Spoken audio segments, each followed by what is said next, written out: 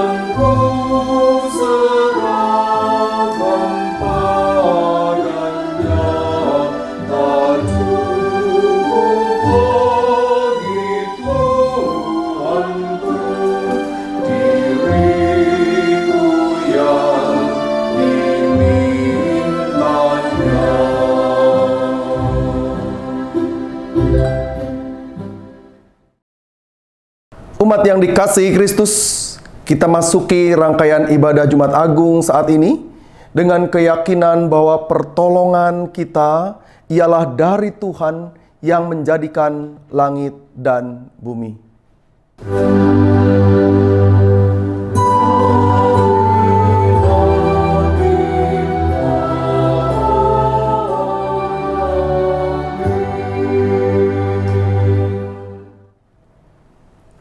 Tuhan beserta saudara.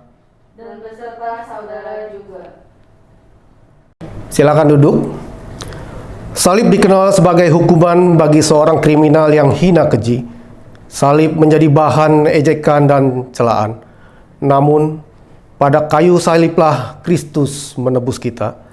Sang Mesias yang menderita, mati tergantung di kayu salib, menuntaskan semuanya. Salib yang hina menjadi mulia karena Dia. Kristus Sang Raja yang menderita, sudahkah kita memaknai pengorbanannya? Sejauh apa kita menghayati cinta kasih-Nya? Marilah kita berdoa untuk mengakui dosa dan kesalahan kita di hadapan-Nya. Ya Allah, ampunilah kami yang acap kali menyia-nyiakan kesempatan untuk meneladani cinta-Mu yang besar. Ampunilah kami yang tak jarang tidak taat kepada kehendak-Mu yang benar. Dengan penuh penyesalan kami mengakui dosa dan kesalahan kami. Ampunilah kami dan baharuilah diri kami dari hari ke hari. Demi Kristus kami berdoa.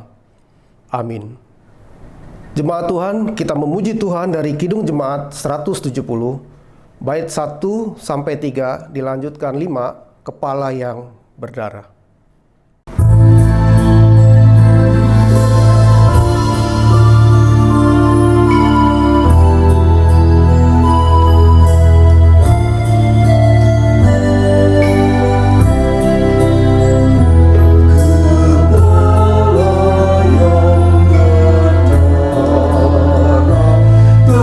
Tertunduk dan sedih,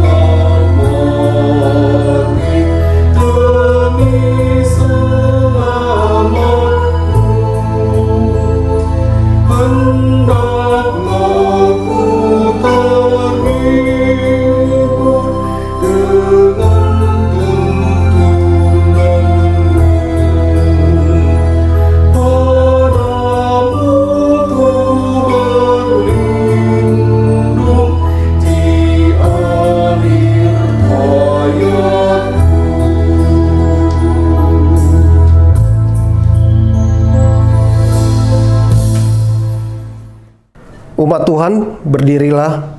Simaklah 1 Petrus 1 ayat 18 sampai yang ke-19 yang menjadi warta sukacita kita.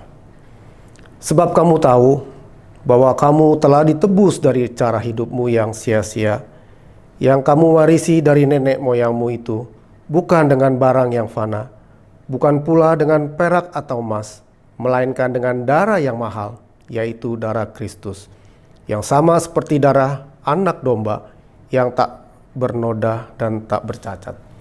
Di dalam Kristus engkau diampuni. Di dalam Kristus engkau pun telah diampuni. Damai Kristus bagimu. Damai Kristus bagimu juga. Umat Tuhan, kita sama-sama memuji Tuhan, kami bangkit dari abu.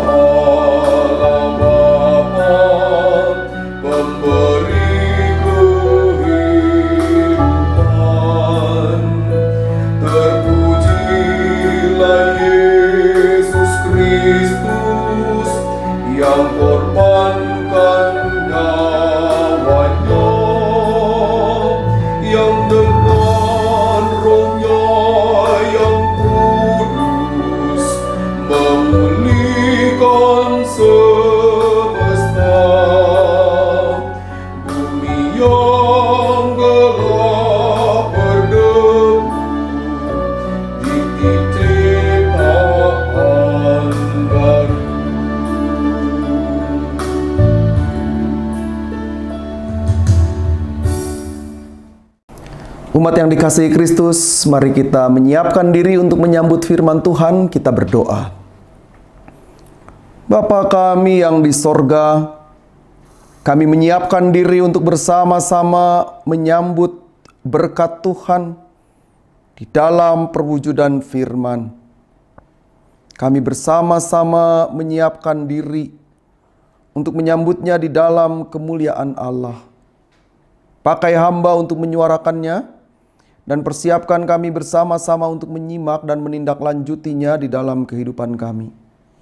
Terima kasih untuk kemurahan Allah bagi kami, atas segala hikmat yang Allah nyatakan.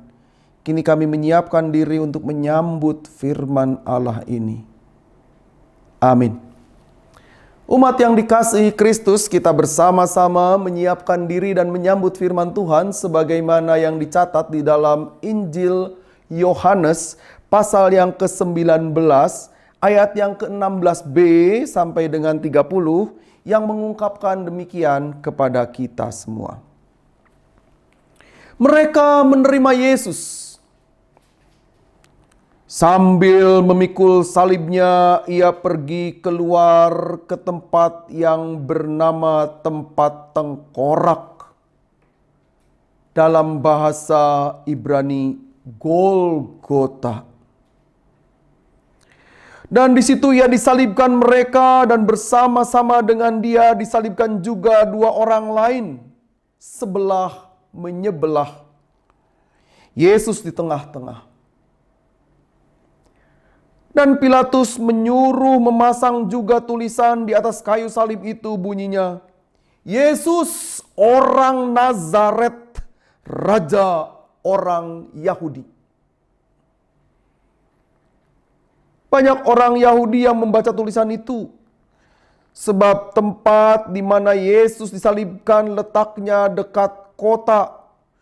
Dan kata-kata itu tertulis dalam bahasa Ibrani, bahasa Latin, dan bahasa Yunani.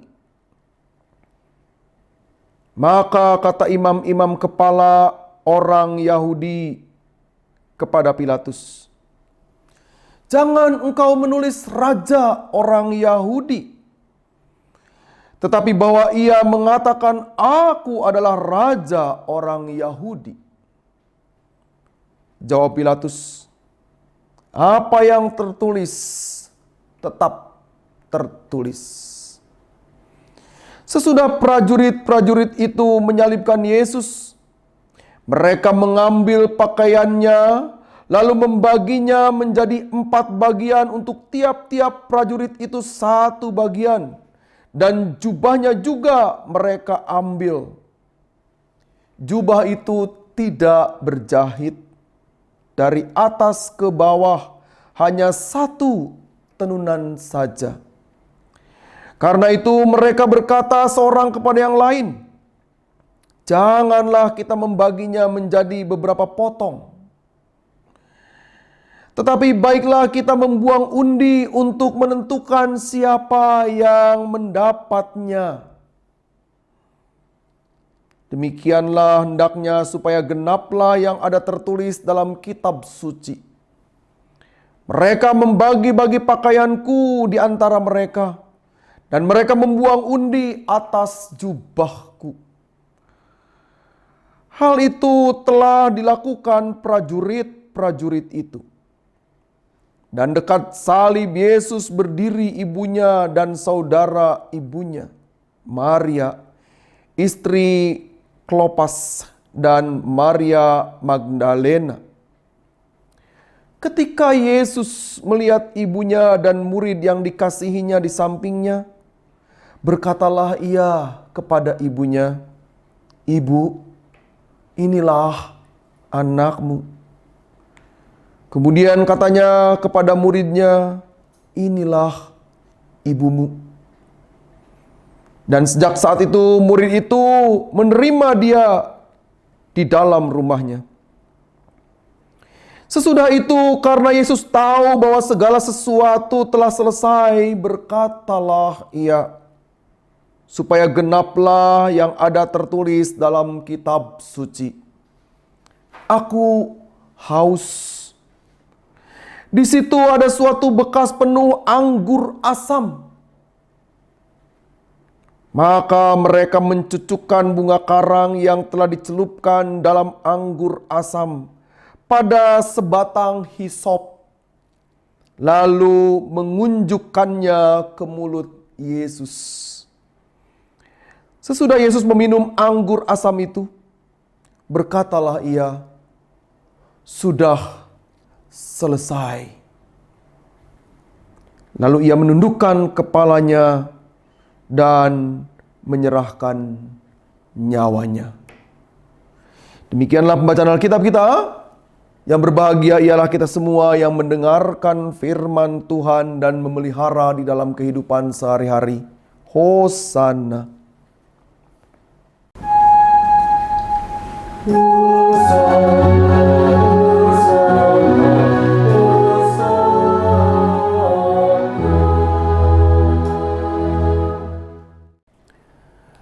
Umat yang dikasihi Tuhan Yesus Kristus, peristiwa prosesi jalan salib atau orang sering juga menyebut dengan istilah Via Dolorosa bukanlah sebuah peristiwa sederhana. Peristiwa itu berlangsung sedemikian rupa di tengah-tengah segala kelelahan dan duka. Saya harus menekankan kata duka. Karena Yesus berduka di tengah-tengah kegalauan hidupnya. Ia ditinggal oleh murid-muridnya. Ia berduka. Dalam duka dan dalam nyeri akibat peristiwa penganiayaan padanya, ia mesti memikul salib. Seorang teolog Asia namanya Kosuke Koyama, ia menggambarkan kisah ini melalui sebuah simbol yang luar biasa. Ia katakan, tidak ada gagang pada salib. Kalimat itu atau pernyataan itu dalam judul buku tersebut, No Handle on the Cross, mau mengatakan bahwa salib itu tidak bisa ditenteng seperti koper. Dengan kata lain mau dikatakan bahwa salib itu tidak mudah untuk dibawa. Dalam teks Alkitab kita digambarkan bahwa peristiwa Yesus membawa salib itu dengan cara memikul. Lalu ia berjalan sedemikian rupa. Bukan menentengnya atau menyeretnya sedemikian rupa. Tapi ia memikulnya di atas pundaknya dan dengan beban yang sangat berat itu, ia juga harus berada dalam situasi yang semakin sulit dan rumit.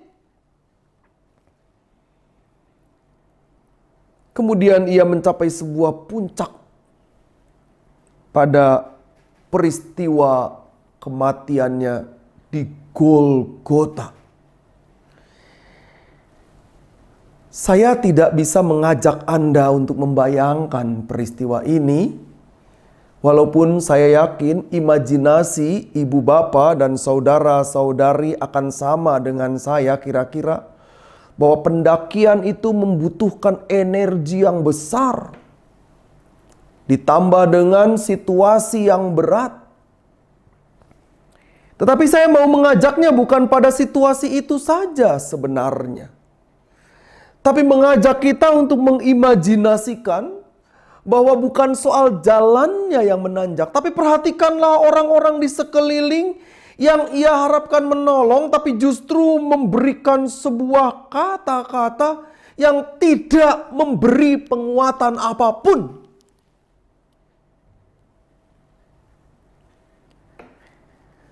Saya meminta Anda semua dan saya, ibu bapak, saudara-saudari sekalian, untuk membayangkan kondisi demikian.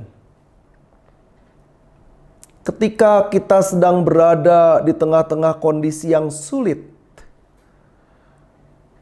dan kita mengharapkan orang-orang di sekeliling kita membantu, atau ketika kita sedang sakit, lalu orang-orang di sekeliling kita harapkan mensupport. Mereka justru memberikan tudingan-tudingan. Kenapa kamu justru tidak melakukan ini itu? Kenapa minum obat itu? Kenapa dibawa ke rumah sakit sana? Kenapa dan kenapa? Apa perasaan kita? Belum lagi di tengah-tengah kondisi seperti itu, orang-orang kemudian mengatakan, apa aku bilang? Kamu bandel sih. Dan yang lebih tragis lagi, ketika semakin terpuruk, lalu orang-orang di sekeliling kita mengatakan, ini pasti dia punya salah. Itulah yang sedang dihadapi oleh Yesus. Ia berat menempuh perjalanan ini. Dan mari kembali kita mengimajinasikan di tengah panas terik yang menyengat menjelang jam 3 sore. Ketika situasi betul-betul matahari menerpa tubuh yang penat itu. Dan di tengah-tengah situasi yang seperti itu justru Yesus terus berjalan. Dan ia menempuhnya dengan keyakinan untuk menyerahkan segalanya kepada Sang Bapa. Karena ia mengetahui dan menyadari sepenuhnya bahwa apa yang sedang ditempuhnya adalah sebuah prosesi kesetiaan. Dan di situ kita menyaksikan salib menjadi sebuah simbol kemuliaannya.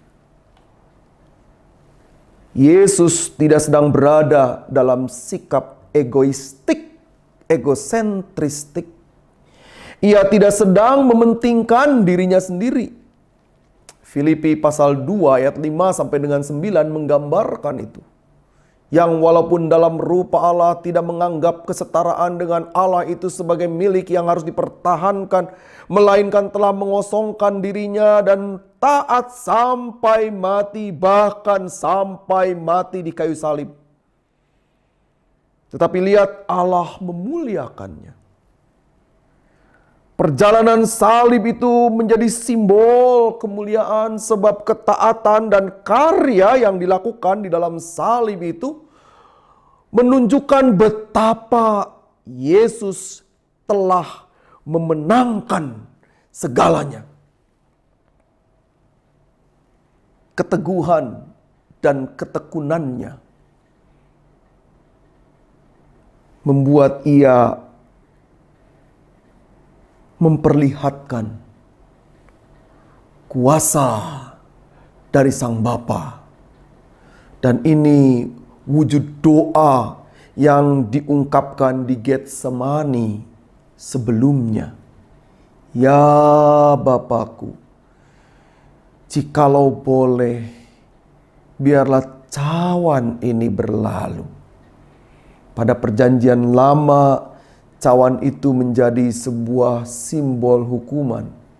Tetapi dalam peristiwa Kristus, ia mau mengatakan bahwa peristiwa yang berat ini, jika diperkenankan, boleh dilewati. Tapi dalam kalimat doa itu terekspresikan sesuatu yang mendalam dan mendasar. Jadilah kehendak-Mu. Jadilah kehendak Bapa. Itu sebabnya dalam rangkaian kita merayakan Jumat Agung saat ini, maka kepada kita diajak bukan hanya sekadar melihat perjalanan Kristus itu saja, tetapi melihat ketaatannya dan kemuliaan yang ditampakkan dalam peristiwa salib demi keselamatan dunia. Demi keselamatan Anda dan saya. Demi keselamatan kita semua. Peristiwa salib sebagai simbol kemuliaan dihadirkan Kristus. Sebab dalam salib itu karya keselamatan diwujudkan. Ibu dan bapak, saudara-saudari yang dikasihi Kristus, kita sedang bersama-sama berjuang bersama dengan rekan saudara-saudari kita yang bergelut menghadapi COVID-19. Dampaknya begitu besar. Anak-anak kita tidak bisa sekolah onsite dan mereka harus terus berada di rumah. Dampaknya tidak kecil. Karena apa? Karena orang kemudian bisa mengalami sebuah depresi yang luar biasa. Dampaknya tidak sederhana karena kemudian ekonomi keluarga karut marut. Dampaknya luar biasa karena orang tidak bisa berinteraksi, mengekspresikan kasih sayangnya kepada orang-orang yang lain. Karena tidak bisa berjumpa secara fisik. Itu jugalah salib yang sekarang ini mesti kita pikul. Dan dalam peristiwa itu jangan sekali-kali kita kemudian menudingkan kesalahan. Jangan sekali-kali kita kemudian meluapkan kemarahan. Jangan sekali-kali kemudian kita menghamburkan ungkapan kesalahan. Tetapi ini bagian dari prosesi yang mesti kita jalani, menjadi prosesi menuju, saya beri tanda kutip, Golgota kita. Salib itu yang harus kita pikul. Beban itu yang mesti kita bawa. Kenyerian itu yang mesti kita tanggung. Tetapi di dalam Kristus, kita mendapatkan kekuatan dan kemuliaan. Sebab peristiwa salib itu mengokohkan kita semua. Selamat memasuki dan menjalani prosesi Jumat Agung. Besok kita masuki Sabtu Sunyi. Dan hari Minggu tanggal 4 April kita merayakan peristiwa kebangkitan Kristus. Tuhan memberkati kita semua. Amin.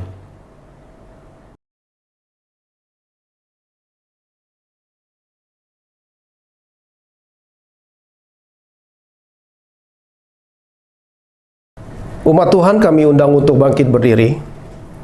Marilah kita bersama dengan umat Allah di masa lalu, masa kini dan masa depan, mengingat janji baptisan kita dengan mengikrarkan pengakuan iman rasuli.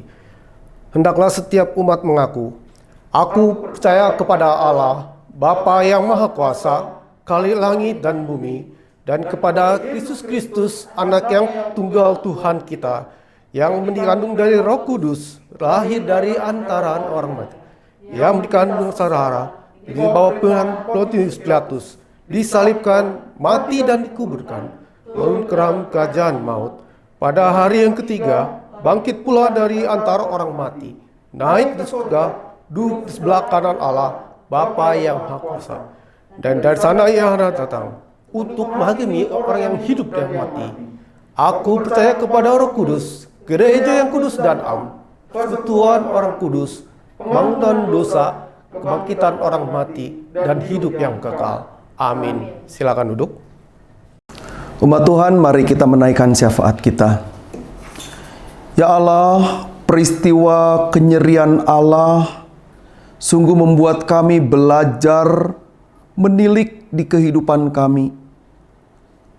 Membuat kami belajar untuk melihat bahwa penderitaan Kristus tiada terkira. Dan penderitaan kami belum apa-apa. Karena itu mampukanlah kami untuk terus bersikap baik, positif, memandang karya Kristus, sehingga kami tidak terjebak dalam spirit untuk memuaskan keinginan diri sendiri, tetapi lebih memilih untuk mengarahkan diri kepada Allah. Saat ini kami bersama-sama datang kepada Bapa di sorga, bersekutu bersama, bersatu hati berdoa bagi rekan, saudara, dan sahabat kami. di tengah-tengah pergumulan.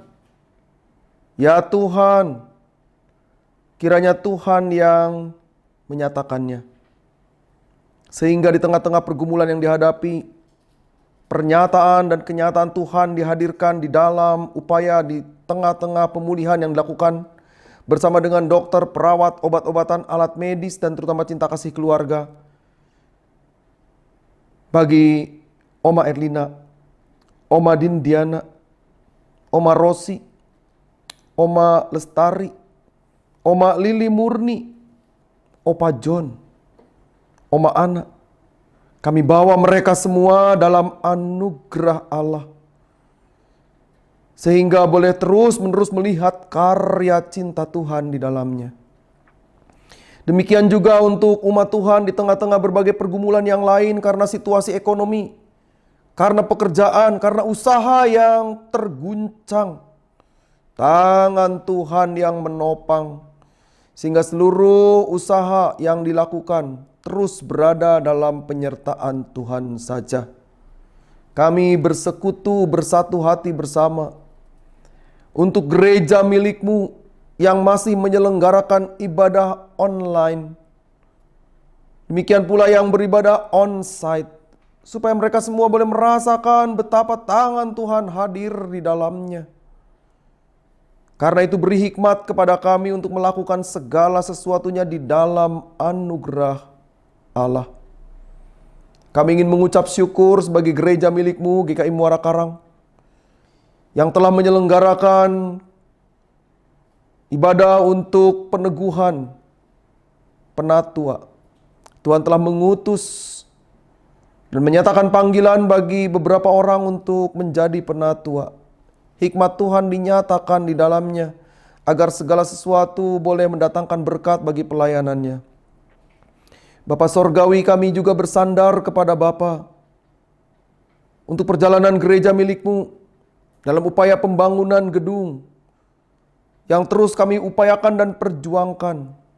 Biarlah ini boleh terwujud sehingga dalam waktu yang mendekat kami boleh melaksanakannya dengan baik. Berkati panitia yang akan melaksanakannya. Tangan Tuhan menopang. Kami bersatu hati berdoa bersama-sama untuk seluruh masyarakat Indonesia yang saat ini sedang bergelut bersama dengan pemerintah dalam melaksanakan proses vaksinasi. Kiranya semua dapat berjalan dengan baik dan imunitas masyarakat terbentuk sehingga kami dapat menghambat dan melawan COVID ini, bahkan memutus rantai penyebarannya. Sehingga kami boleh menjadi masyarakat yang sehat, bebas dari COVID.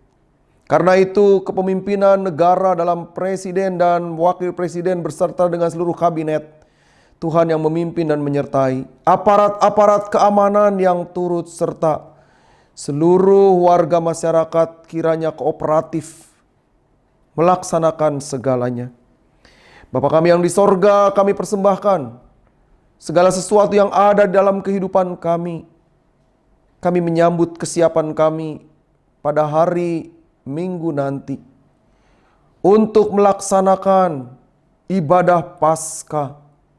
Dan di dalamnya kami juga turut menyelenggarakan sakramen perjamuan kudus. Allah Bapa di sorga yang melengkapi kesiapan kami, sehingga seluruh prosesi ini berjalan dengan baik. Bapa Sorgawi, ke dalam tangan Allah kami persembahkan doa kami. Inilah syafaat kami landaskan di dalam nama Tuhan Yesus Kristus yang telah menyerahkan dirinya, yang mati di kayu salib menebus dosa kami. Kiranya kami melaksanakan karya cinta Allah di dalamnya. Amin. Marilah kita memberikan persembahan dengan mengingat firman Tuhan dari Ibrani 13 ayat yang ke-15 sampai yang ke-16. Sebab itu marilah kita oleh Dia senantiasa mempersembahkan korban syukur kepada Allah, yaitu ucapan bibir yang memuliakan namanya. Dan janganlah kamu lupa berbuat baik dan memberi bantuan, sebab korban-korban yang demikianlah yang berkenan kepada Allah.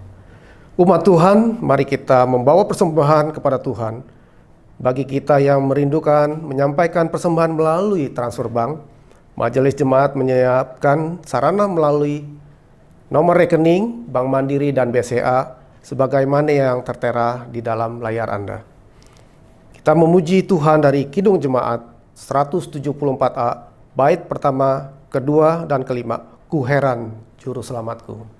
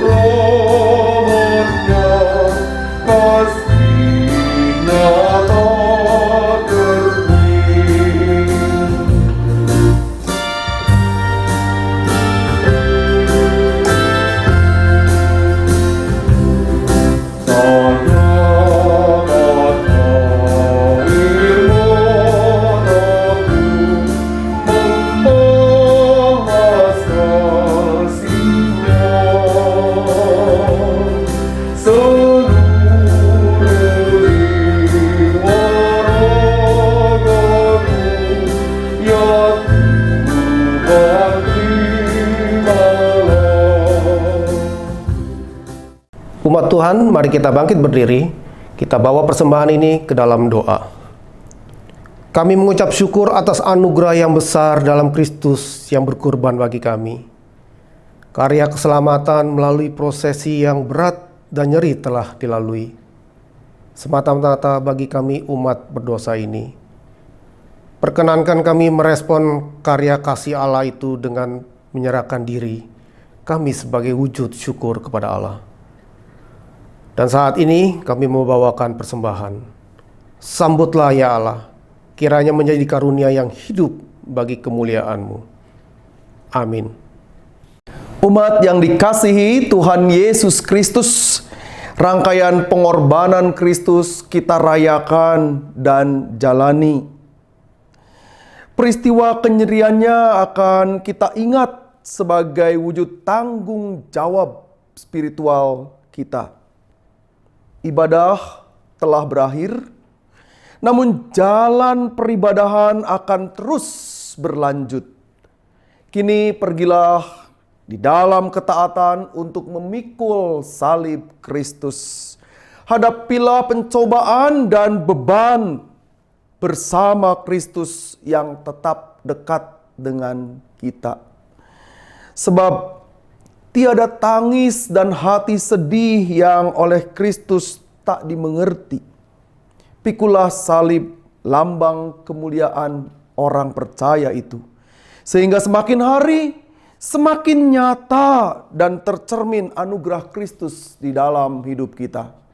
Mari kita bersama-sama menaikkan pujian dari Kidung Jemaat 183 bait pertama dan kedua, menjulang nyata atas bukit Kala. Bukit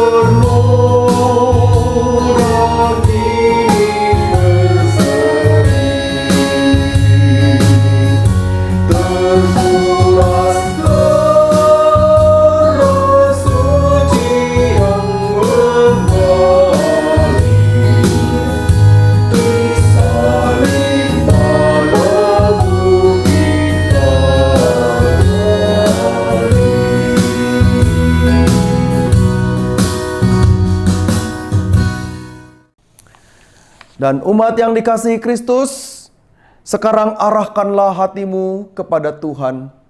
Kami mengarahkan hati kami kepada Tuhan. Jadilah saksi Kristus. Syukur kepada Allah, Terpujilah Tuhan. kini dan selamanya. Sambutlah berkat Tuhan. Kiranya Allah menguatkanmu, memikul salibmu dan memuliakannya.